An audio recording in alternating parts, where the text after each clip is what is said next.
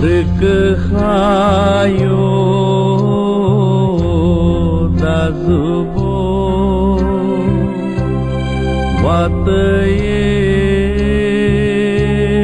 mauto was. Barnabas Ceremony came into American diocese while the American diocese was going through a turmoil. But his careful pastoral ministry turned the diocese around, and by the time he retired from the diocese, it became two dioceses in America, and both those dioceses could proudly say that we are one of the best dioceses in our church.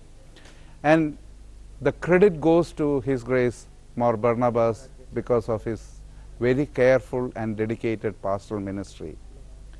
His success was not in political maneuvering or churchmanship, but it was about his dedication and simplicity and his love to the church and to his people. And the people responded to his love wholeheartedly, and that is a success story. And always everybody had a big concern about the younger generation growing up in America, what will happen to the future of the church. And by the time Tirumeni retired from the diocese, he managed to have more than 20 youngsters born and brought up in America dedicated to the ministry of the church, highly educated, highly trained, and very dedicated. So the future of the diocese which he built up is placed in safe hands of the future younger leadership within the church.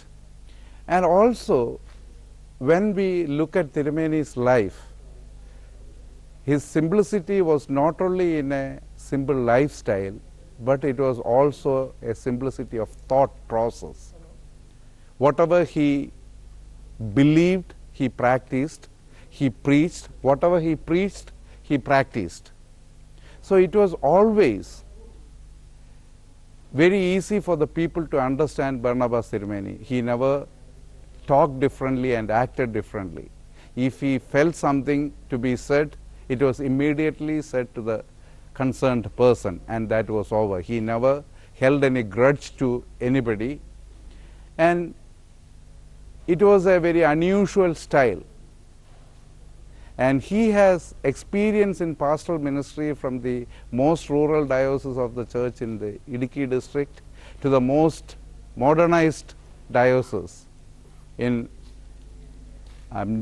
in New York in America. And also he felt the need for the change in the church. He may be one of our few bishops who strongly felt the church should respond to the needs of the younger generation or the future generation with adapting to English liturgy and preaching in English and getting service books in English and organizing leadership camps and different spiritual groups for the youngsters. And through these kinds of ministry, the diocese prospered not only spiritually, but the spiritual prosperity spilled over to the material sense. So he was able to build churches in the diocese. He was able to initially buy a small diocesan center. Then it moved to a really big diocesan center in one of the most prestigious areas of USA, spending more than $3.5 million. And above all, when he felt that his ministry couldn't be done properly as he wishes, his decision to retire also was quick. He never minced his words. He just took a piece of paper, wrote 2 lines, and asked us to send it to Baba Tirumeni. And those 2 sentences were, "I am feeling tired, I cannot do the ministry anymore, find a replacement." And individually, I would say I am one of the few who has experienced his love in abundance. I shared a house with him for about 10 years. There was never an occasion where he had to get angry or be disappointed in me. At least if he was disappointed, he didn't show it to me.